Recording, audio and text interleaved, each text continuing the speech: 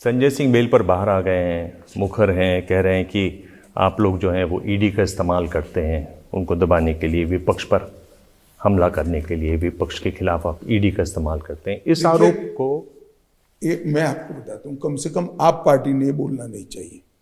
आप पार्टी का पूरा चरित्र मैं आपको बताना चाहता हूँ। आज इन्होंने कहा था हम कभी राजनीति में नहीं आएंगे, हम भ्रष्टाचार के खिलाफ लड़ने वाले लोग हैं, हम राजनीतिक दल नहीं बनाएंगे। अन्ना बेचारे रह गए साइड पर, इन्होंने दल बना दिया। फिर उन्होंने कहा था हम गाड़ी नहीं लेंगे, बंगला नहीं लेंगे, सिक्योरिटी।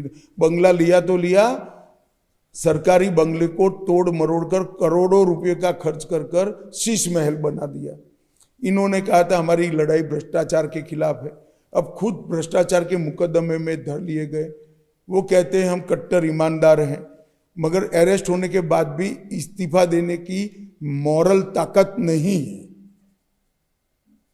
वो ऐसा मानते हैं कि मैं इस्तीफा दूंगा तो मेरी पार्टी बिखर जाएगी। आज तक भारत के इतिहास में कभी नहीं हुआ है कि किसी भी व्यक्ति किसी भी आरोप में अरेस्ट हुआ तो मॉरल ग्राउंड पर उसने पहले इस्तीफा नहीं दिया।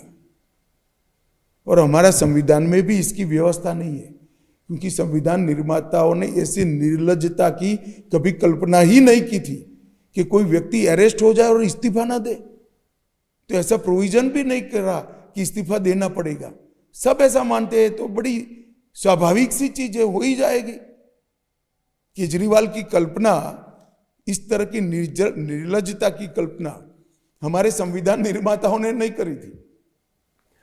तो क्या सरकार को बर्खास्त करने की कोई बात आप सोच रहे हैं? कोई हम कुछ नहीं सोचते हैं, ऐसा हमने कहा भी नहीं। क्या कर सकते हैं आप? ऐसा कर सकते हैं या नहीं कर सकते, उस दिशा में कोई गया ही नहीं है। अब उनको जनता इस्तीफा कराएगी, हम नहीं कराएंगे तो कभी ना कभी। केजरीवाल की जहां तक बात है, वो ये कहते हैं कि उनको सिर्फ एक बयान पर फंसाया गया, जेल में रखा गया। औरो फार्मा के शरद चंद्र रेड्डी हैं, उन्होंने नवंबर 22 में उनको गिरफ्तार किया गया। उन्होंने 5 करोड़ बीजेपी को दिए, उसके बाद इलेक्टोरल बॉन्ड, उसके बाद उन पर वो जेल से बाहर निकले, उनको अप्रूवर बनाया गया, उनको माफ़ी मिली, केजरीवाल जेल चले गए। इस सब में अप्रूवर बनाने से माफ़ी नहीं मिलती है, केस चलता है। ये गलत फहमी फैलाई जा रही है। और सवाल इनके खिलाफ क्या सबूत है, ये हाईकोर्ट में अप्रिशिएट हुआ है। हाईकोर्ट ने कहा है कि इनके खिलाफ सबूत है, उनकी केस को खारिज कर दिया गया है। अब मीडिया की जगह उनमें उन्होंने कोर्ट में जिरह करनी चाहिए। पर एक बात ये भी है कि जो पीएमएलए कानून है वो बहुत कड़ा कानून है, कड़ा ही होना चाहिए। सुप्रीम कोर्ट ने भी कहा कि भाई इसमें आप कर क्या रही हैं जांच एजेंसी, आप सप्लीमेंट्री चार्जशीट लगाते रहिए, लोगों को गिरफ्तार करते रहिए, केस की इन्वेस्टिगेशन चलाते रहिए। सुप्रीम कोर्ट के जो भी टिप्पणियां हैं, इस पर जरूर सरकार और ईडी ने सोचना चाहिए, समय मर्यादा तय करनी चाहिए या, परंतु ईडी के कानून को डाइल्यूट नहीं करना चाहिए।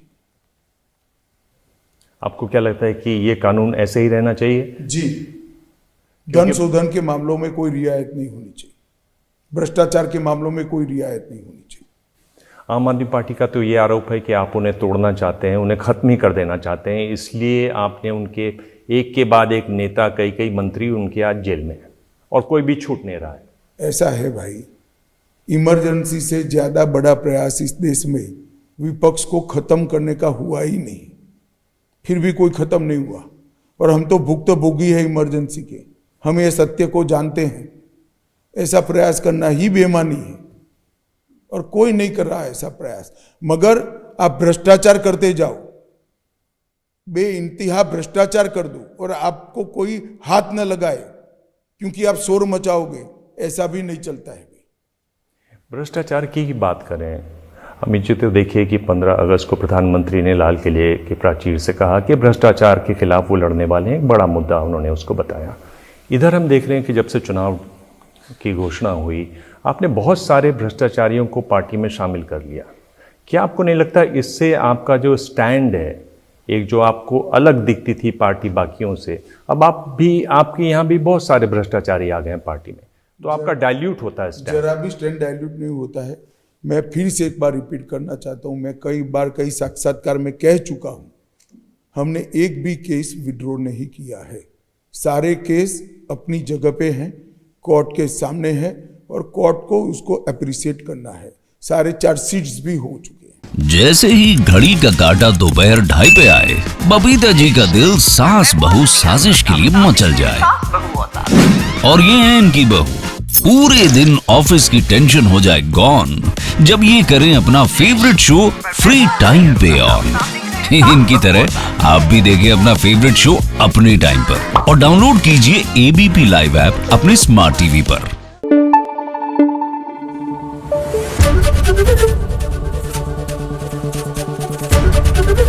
एबीपी न्यूज आपको रखे आगे।